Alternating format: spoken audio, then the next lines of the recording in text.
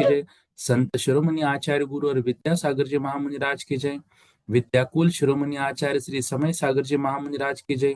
निर्यापक महाश्रमण मुनि पुंगव श्री सुधा सागर जी महामुनि राज की जय। समस्त मुनि संघ की जय। योनियों के विषय में वर्णन हम पढ़ रहे थे, क्योंकि यह विषय हमने सर्वार सिद्धि और तत्वार सूत्र में भी पढ़ा हुआ है, इसलिए इस विषय में ज्यादा डिटेल की आवश्यकता नहीं है। फिर भी कल की कक्षा में हमने पढ़ा था, जो योनियां हैं वह तीन प्रकार की मुख्य रूप से होती है आकृति के अनुसार।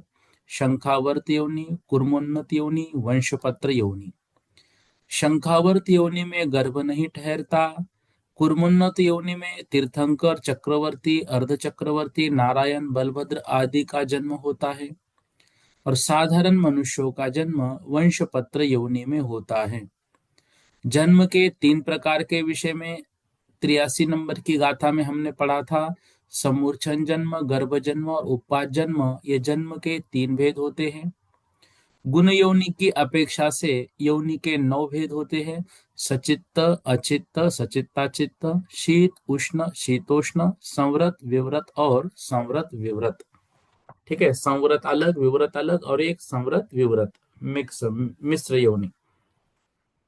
फिर हमने पढ़ा था जो गर्भ जन्म है, उस गर्भ जन्म के जो है तो भेद, मतलब गर्भ जन्म जो होता है वह गर्भ जन्म कितने प्रकार का है, या गर्भ जन्म जो कैसा होता है, तो पोत, जरायुज और अंडज, इन तीन प्रकार का जो जीवों का जन्म है वो गर्भ जन्म होता है। नारकी और देवों का उपपात जन्म होता है। एक इंद्रिय से लेकर चार इंद्रिय तक के जीवों के नियम से समूर्छन जन्म होता है। पंचेंद्रियों के भी समूर्छन जन्म मतलब लब्ध पर्याप्त की अपेक्षा होता है, जो आर्य खंड के मनुष्यों में पाया जाता है। समूर्छन पंचेंद्रिय तिर्यंच और मनुष्य भी होते हैं। जिनके गर्भ और उपपात जन्म नहीं होता, उनके समूर्छन जन्म होता है। उपपात जन्म, उनकी योनियों को हमने कल पढ़ा था। उपपात जन्म की अचित्त योनि है, सचित्ता चित्त में अचित्त। शीत और उष्ण में दोनों प्रकार की है, शीत भी है उष्ण भी है, मिश्र नहीं है, शीत और उष्ण। और संवृत विवृत में संवृत होती है। गर्भ जन्म में सचित्ता चित्त, फिर शीत भी होती है, उष्ण भी होती है और शीतोष्ण भी होती है। और जो संवृत विवृत में संवृत विवृत मिश्र होती है। समूर्छन जो जन्म होता है उनकी सचित्त भी है, अचित्त भी है, सचित्ता चित्त मतलब मिश्र भी है, शीत भी है, उष्ण भी है और शीतोष्ण होती है, इस तरह से। फिर समूर्छन यदि एक इंद्रिय जीव है तो उनकी संवृत विवृत में से संवृत ही होगी। समूर्छन विकलेंद्रिय है तो विवृत होगी, और पंचेंद्रिय समूर्छन की विवृत होती है। योनि के भेद, सामान्य से योनि के 9 भेद हैं, विस्तार से योनि के 84 लाख भेद होते हैं। उन 84 लाख भेदों को आज की गाथाओं में हमको पढ़ना है। जो अभी तक हमने कल की कक्षा में पढ़ा उसका एक सामान्य रूप से रिवीजन बताया। ये अंतिम 88 नंबर की गाथा हमने पढ़ी थी कि योनियों के सामान्य से 9 ही भेद है, लेकिन विस्तार की अपेक्षा से इनके 84 लाख भेद होते हैं। वे 84 लाख भेद किस तरह से होते हैं, उस विषय में देखो, यह जो गाथा है यह गाथा हमको बता रही है। अब इस गाथा को हम पढ़ते हैं।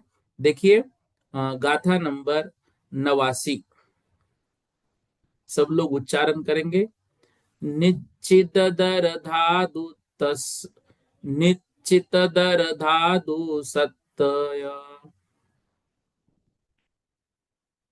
निश्चित धर धातु सत्य, निश्चित धर धातु सत्तय तरुदस वियलिन्दियेषु चेव तरुदस वियलिन्दियेषु चेव सुरनिरतिरय चौरो सुरनिरति सुरनिरयति सुर सुरनिरयतिर्य चौरो चोदः समनुगे सदसहसा चोदः समनुये सदसहसा। एक साथ बोलेंगे। निश्चित दर धातु सत्तय तरुदस वियलेन्द्रियेषु छेव सुरनिरयतिर्ययचरूरो चोदः समनुये सदसहसा। देखिए गाथा का अर्थ। आप जो है यदि पेंसिल साथ में लेके बैठते हैं तो बहुत अच्छा रहेगा। जो जो गाथा के शब्द के अर्थ यहाँ पर बताए जा रहे हैं, यदि वो पेंसिल के माध्यम से आप लिख के लो तो ज्यादा बढ़िया रहेगा। देखिए, निच्छी मतलब नित्य, इधर मतलब इससे विपरीत, इधर, ठीक है ना। निच्ची और इधर मतलब इतर निगोद। फिर धातु, धातु, फिर धातु, फिर सत्त मतलब सात, धातु सात मतलब धातु सात। फिर तरु दश, तरु दश, तरु मतलब यहाँ पर वृक्ष, दश। अभी पढ़ेंगे हम इसको। धातु सत्त तरु दस। वियलेन्द्रियेषु, वियलिंदिसु मतलब विकल इंद्रियों में, विकल इंद्रियों में छ चैव, छ चैव, छ मतलब छे ही। सुर नीर तीर्य चौरो, सुर मतलब देवों की, निर मतलब नारकियों की, निरय मतलब नारकियों की, तिर्य मतलब तिर्यंचों की, चौरो मतलब चौरो मतलब चतस्रह, ठीक है ना। और चौदस मतलब चतुर्दश, मनुये मनुष्यों में, सदसहसा। तो यहाँ पर चतस्रः चतुर्दशः, चतस्रः चतुर्दशः। तो चतस्रः यह शब्द से लेना है चार, स्रह मतलब लाख, मतलब 4 लाख। और चतुर्दशः मनुष्य, तो मनुष्यों में 14। फिर शत सहस्रा, तो शत सहस्रा मतलब मनुष्यों में जो है 14 लाख सहस्र, ठीक है ना। तो इस तरह से जो संपूर्ण संसारी जीवों की योनियां हैं उनका स्वरूप मतलब उनकी संख्या यहाँ पर बता रहे हैं। देखो, पहला शब्द दिया निश्चि, निश्चि मतलब नित्य निगोद, निश्चि मतलब क्या, नित्य निगोद। और इधर मतलब इधर निगोद, तो नित्य निगोद में और इतर निगोद में। साथ ही धातु, धातु मतलब यहाँ पर धातु मतलब पृथ्वी का एक, जल का एक, तेजस का एक और वायु का एक। इन 6 स्थानों में प्रत्येक की 7-7 लाख योनियां हैं। मतलब नित्य निगोद की 7 लाख, इतर निगोद की 7 लाख। धातु, धातु में यहाँ पर वनस्पति का एक छोड़ना है क्योंकि तरुदस वो आगे दिया हुआ है, तो वनस्पति का एक यहाँ पर छोड़ना है। तो पृथ्वी का एक, जल का एक, तेजस का एक और वायु का एक, ये 4। नित्य निगोद और इतर निगोद ये 6। इन 6 स्थानों में प्रत्येक की सत्त मतलब 7-7 लाख योनियां होती है, ठीक है। तरु दस, तरु मतलब जो है वनस्पति, तो प्रत्येक वनस्पति जो है उनमें 10 लाख योनियां। प्रत्येक वनस्पति यहाँ पर क्यों लिया, क्योंकि इसके पहले में नित्य और इतर निगोद लिया। नित्य और इतर निगोद साधारण वनस्पति के भेद है, इस कारण से नित्य और इतर निगोद की 7-7 लाख योनियां बताइए पहले इसमें। अब यहाँ पर जो तरु शब्द आया, वहां से प्रत्येक वनस्पति में 10 लाख योनियां ऐसी लगानी है। फिर पुनश्च जो विकलेंद्रिय रूप है, तो विकलेंद्रिय कौन? द्विइंद्रिय, तीन इंद्रिय और चतुर्इंद्रिय जीव, इनकी प्रत्येक की 2-2 लाख योनियां होती है। देव, नारकी और तिर्यक, मतलब पंचेंद्रिय जो तिर्यक है, उनकी 4-4 लाख योनियां होती है। कितनी? 4-4 लाख योनियां। और मनुष्यों में 14 लाख योनियां हैं। इस तरह इस तरह समस्त संसारी जीवों की ये सभी योनियां यदि हम मिलाए तो 84 लाख संख्या रूप यहाँ पर जानी जाती है। 14 शत सहस्रा, मतलब 14 लाख जो है वो योनियां होती है। किसकी? मनुष्यों की। इस तरह से यहाँ पर विषय दे रहे हैं। देखिए, एक प्रत्येक के आप लगा के देखिए। नित्य निगोद की 7 लाख, इतर निगोद की 7 लाख, पृथ्वी की 7 लाख, जल की 7 लाख, अग्नि की 7 लाख, वायु की 7 लाख, यहां तक दिया। फिर तरु में प्रत्येक वनस्पति की 10 लाख, 2 इंद्रिय, 3 इंद्रिय, 4 इंद्रिय की प्रत्येक की 2-2 लाख, तो 2 इंद्रिय की 2 लाख, 3 इंद्रिय की 2 लाख और 4 इंद्रिय की भी जो है तो 2 लाख होती है। देवों की 4 लाख, नारकियों की 4 लाख और पंचेंद्रिय तिर्यंचों की भी 4 लाख और मनुष्यों की 14 लाख। इस तरह से इनको टोटल हम मिलाएंगे तो 84 लाख, मतलब 84 लाख योनियां होती है। इन 84 लाख योनियों में प्रत्येक योनियों में हम जाकर आए हैं। कितनी बार गए हैं? अनंत बार गए हैं। कितनी बार गए हम? अनंत बार गए, एक दो बार नहीं। क्यों? क्योंकि अनंत काल से हम सभी इस संसार में हैं। तो अनादि काल से इन 84 लाख योनियों में हम भ्रमण कर रहे हैं और अनंतों बार जाके आए होंगे। ठीक है। अब जो है इसका बेड़ा पार हमको करना है। कब तक हम इन योनियों में घूमते रहेंगे? इसलिए अति शीघ्रता से आत्म कल्याण की राह हमको पकड़नी है। आत्म कल्याण की राह पकड़ना है, इसका मतलब सिर्फ इतना मत समझना कि हमें कपड़े छोड़कर दीक्षा लेनी है। इसका मतलब ये नहीं समझना है कि हमें सफेद कपड़े पहन के महाराज जी के साथ निकलना है। देखो, इसका अर्थ यहाँ पर लेना है कि हम जो है अपनी इच्छाओं को सीमित करते जाए, हम हमारे कषायों को मंद करते जाए। देखो, संलेखना जो होती है, संलेखना मतलब कृषि करना। कृषि करना मात्र शरीर को नहीं होता है, कृषि करना होता है कषायों को। तो कषायों को कृषि करना वो समय पे नहीं, उसकी वो तो कषायों की कृषि करने की संलेखना अभी से हमारी होनी चाहिए। एक पंक्ति पूज्य गुरुदेव निर्यापक महाश्रमण महाराज जी ने एक बार बताई थी। जब गुरुदेव का अशोक नगर में प्रवचन हो रहा था, श्रमण शिरोमणि सुधा सागर जी महाराज जी, तब उन्होंने कहा, देखिए, समाधि मरण की बात सभी लोग करते हैं, थोड़ा समाधि जीवन भी हम जिए तो कल्याण हो जाए। तो हमारा जीवन जो है वह समाधि रूप होना चाहिए। इस तरह से ये 84 लाख योनियों को हमें थोड़ा समझना है। अब इनकी संख्याओं को जो है आप याद कर लीजिए।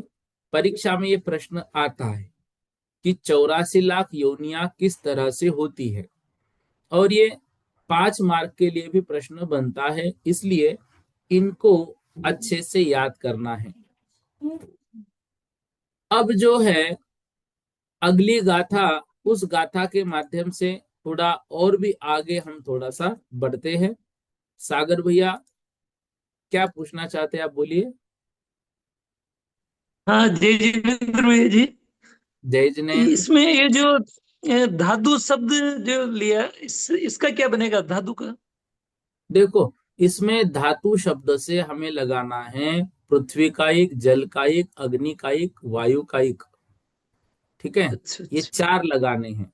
और नित्य और इधर में नित्य निगुद और इतर निगुद दिया हुआ है। तो इसमें हमको हम्म। धातु शब्द से चार लगाने हैं, पृथ्वी का एक, जल का एक, अग्नि का एक और वायु का एक। ये चार लेने हैं। ठीक है।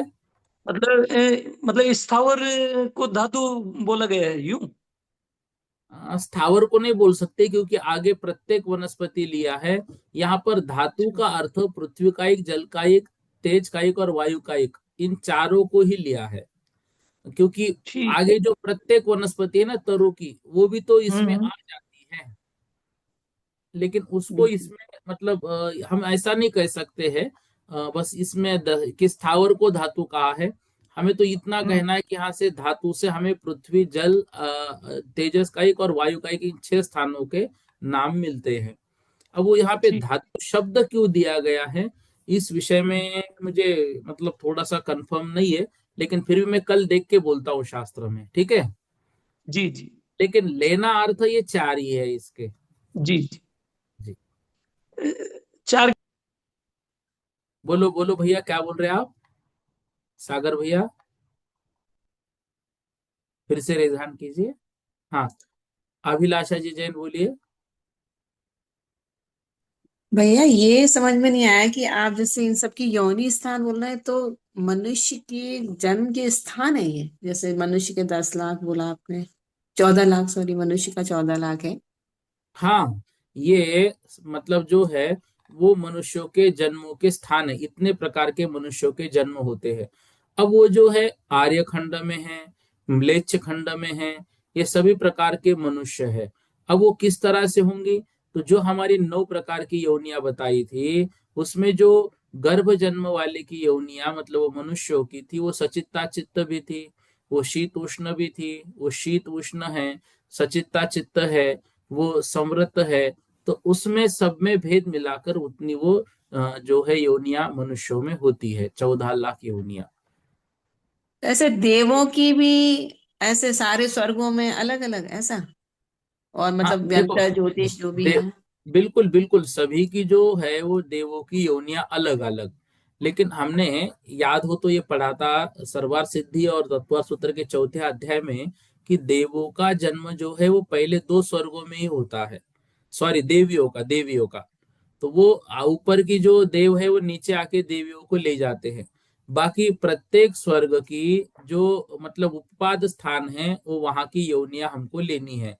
तो शीत भी है, उष्ण भी है, इस तरह से वो संवृत भी है। तो उनमें सब में मिलाकर हमको ये लगानी है।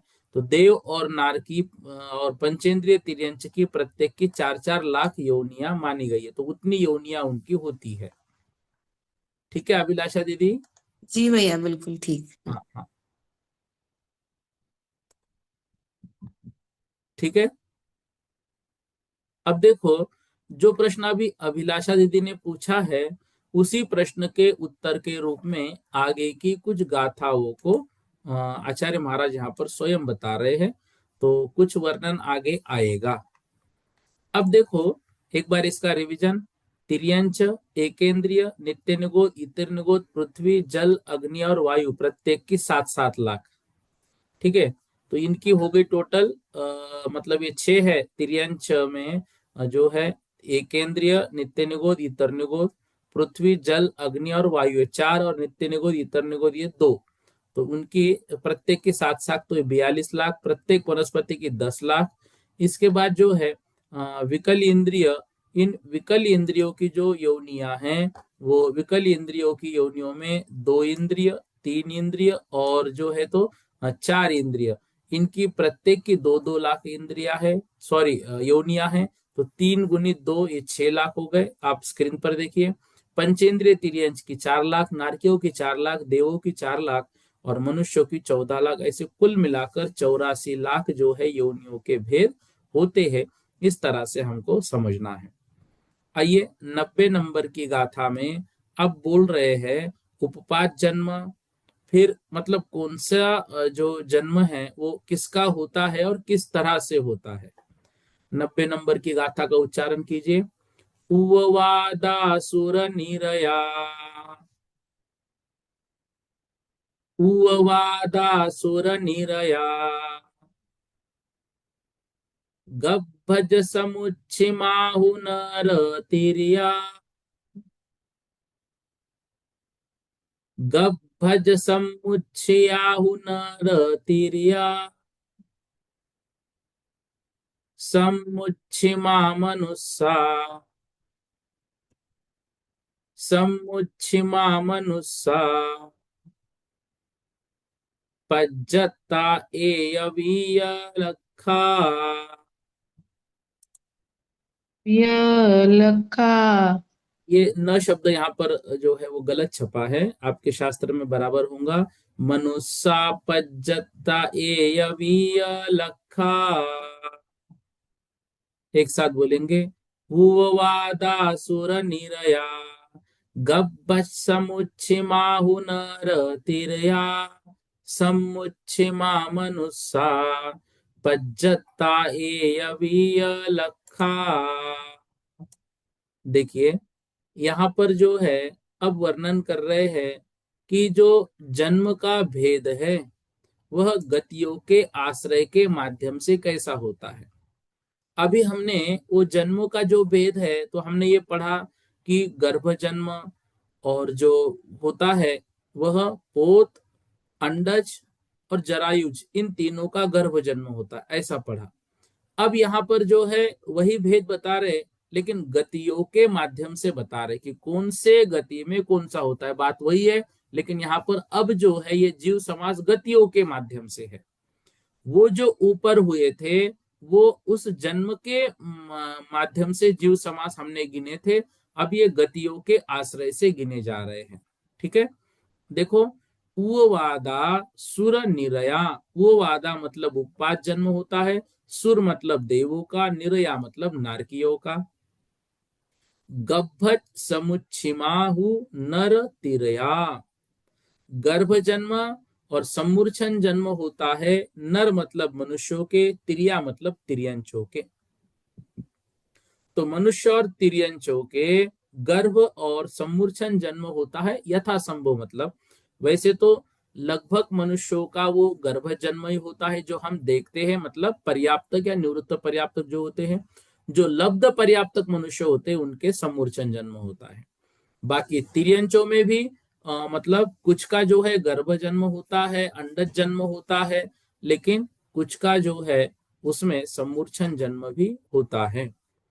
जैसे स्वयंभू रमन समुद्र का जो महामत्स्य है, इतना बड़ा महामत्स्य भी सम्मूर्छन के माध्यम से उत्पन्न होता है, सम्मूर्छन जन्म के माध्यम से। ठीक है, फिर समुच्छिमा मनुष्या अपज्जता एय वियलखा।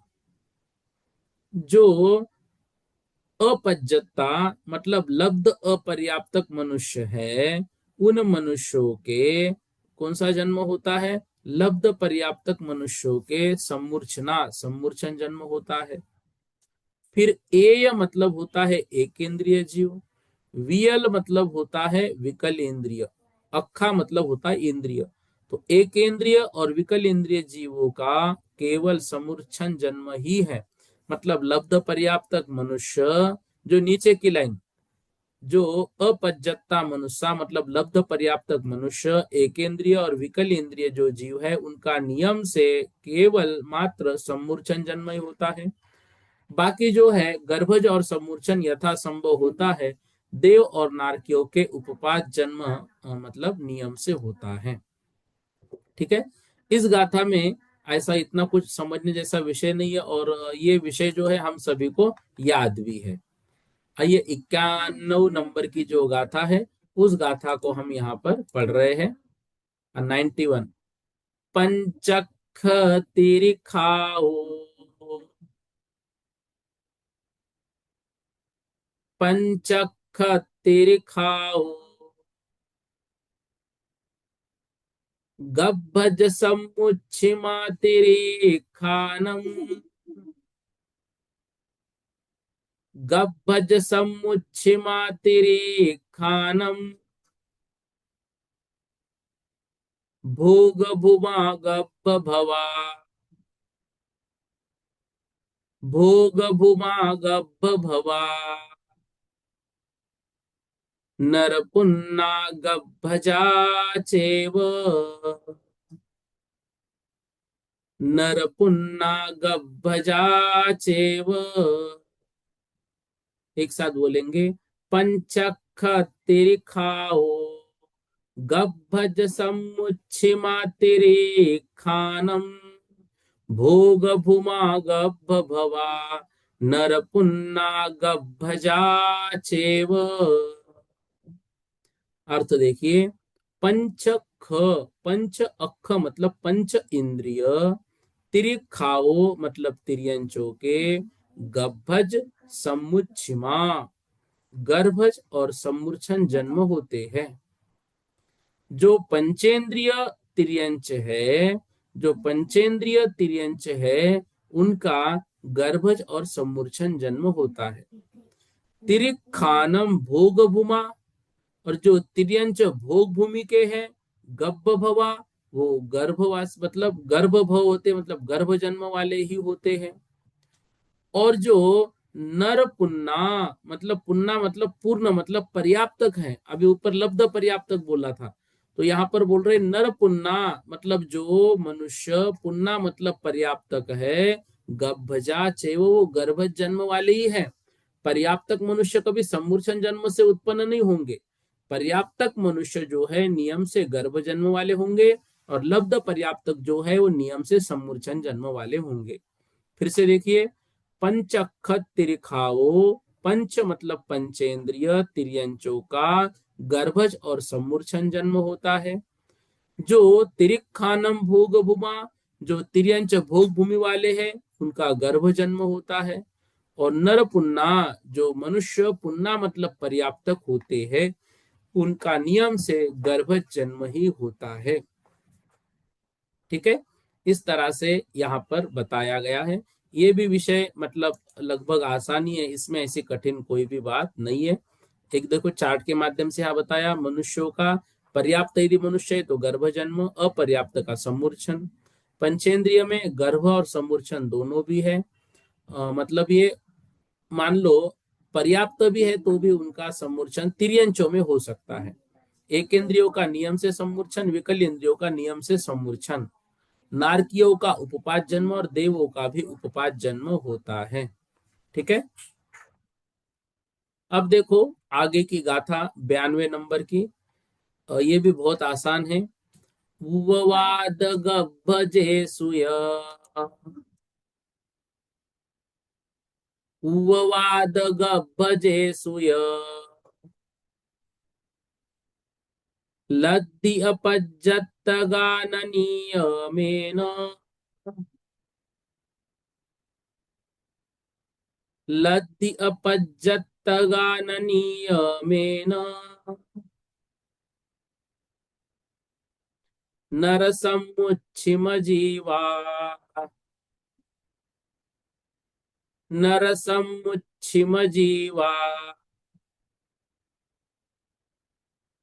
लद्धि अपज्जत्तगा चेव,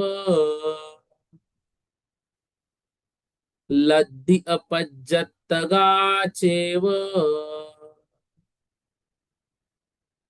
देखो अब यहां पर बता रहे हैं, उवाद गभ्भजेषु, जो उपपाद जन्म वाले जीव है, मतलब औपपादिक जो होते हैं, और गभ्भजेषु मतलब जो गर्भ जन्म वाले होते हैं, वो लब्ध अपर्याप्त का न नियमेन, ये लब्ध पर्याप्तक दिख रहा है तो लब्ध अपर्याप्तक। ठीक है, तो उपपाद जन्म और गर्भ जन्म वाले लब्धि अपज्जतगा न नियमेन, मतलब लब्धि अपर्याप्तक वे नियम से नहीं होते हैं। कौन? गर्भ जन्म वाले और उपपाद जन्म वाले ये नियम से पर्याप्तक ही होंगे।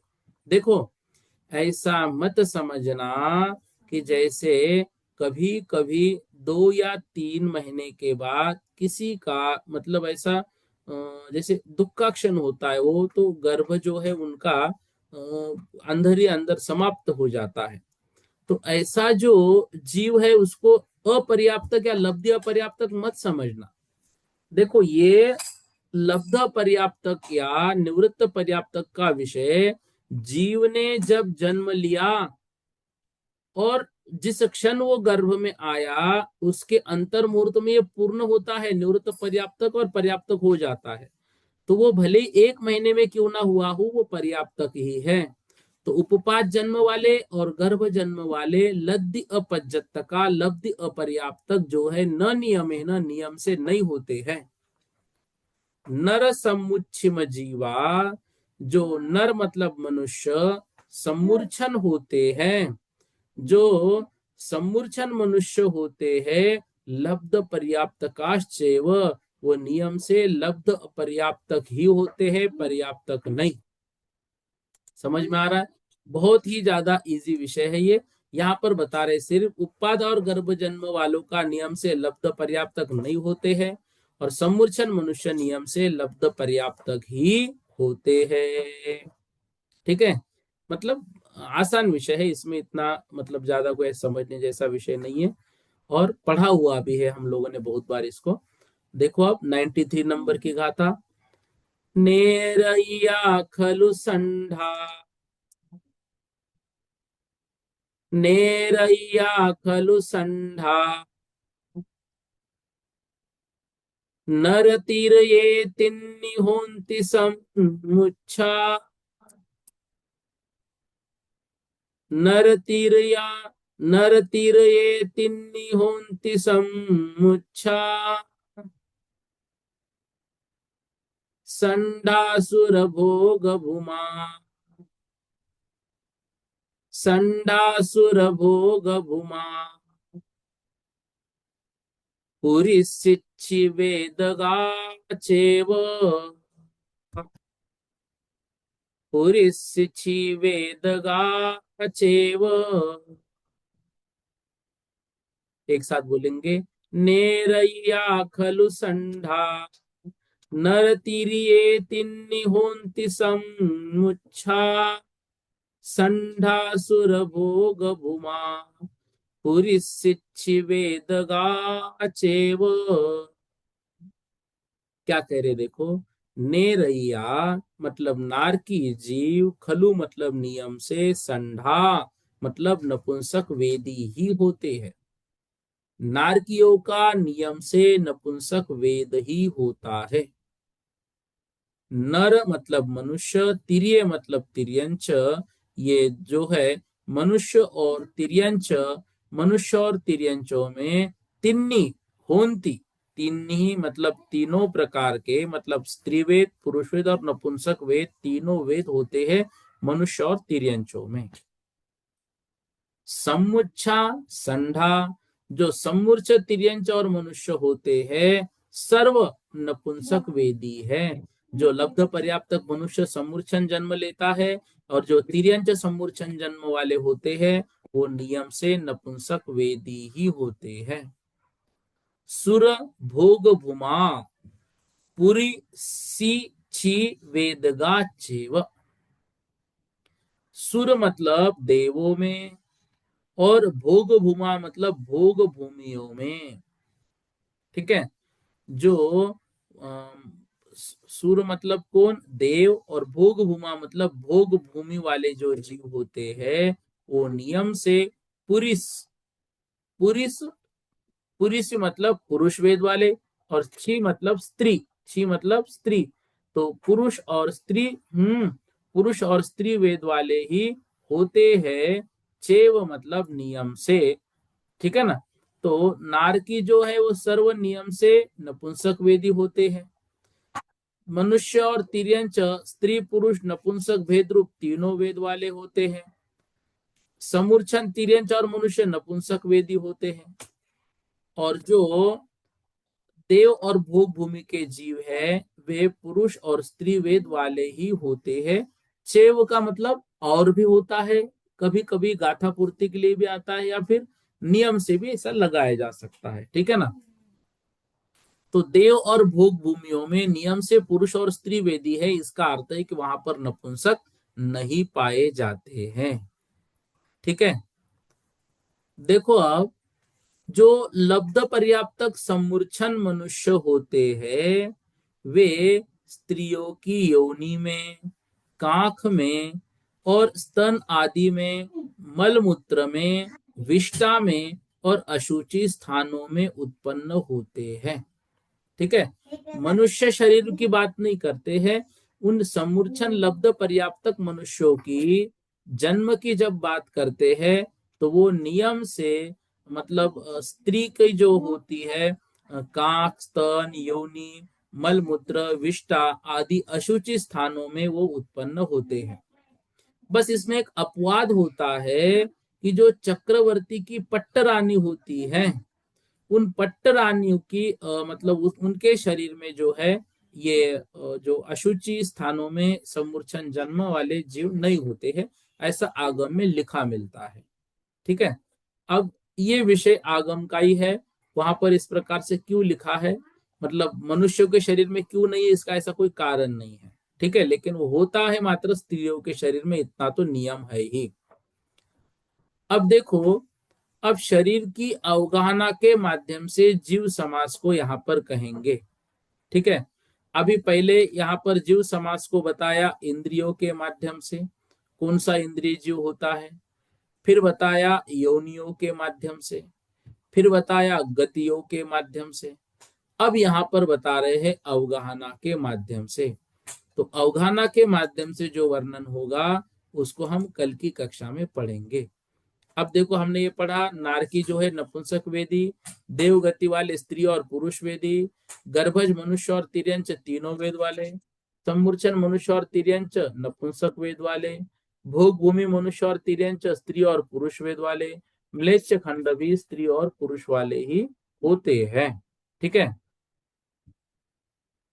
अब यहाँ पर अवगाहना के हिसाब से वर्णन होगा, तो शरीर की अवगाहना के साथ किसका जन्म होता है, किसका मतलब कौन सा होता है, यह हम पढ़ेंगे कल की कक्षा में। ठीक है, आज का विषय इतना ही लेते हैं। और विषय आसान था इसलिए थोड़ा सा गाथाओं को भी ज्यादा ले लिया। जहां पर इजी विषय होगा वहां पर थोड़ा सा बढ़ना भी जरूरी है, ताकि हमारा यह भी पढ़ना हो जाए। फिर हमको जो जैन सिद्धांत प्रवेशिका है वह भी ग्रंथ पढ़ना है, बड़ा रोचक है, बड़ा आसान है, बिल्कुल कठिन नहीं है, उसको भी हम समझेंगे। तो इस तरह से यह विषय भी हमको कंप्लीट करते चलना है। ठीक, जो भी प्रश्न हो व्हाट्सएप पर आप भेज दीजिएगा। बोधि समाधि परिणाम विशुद्धि स्वात्मोपलब्धि शिवसो के सिद्धि चिंतामणिम चिंतित वस्तुदानिम तामन्य मानस ममास्तुते।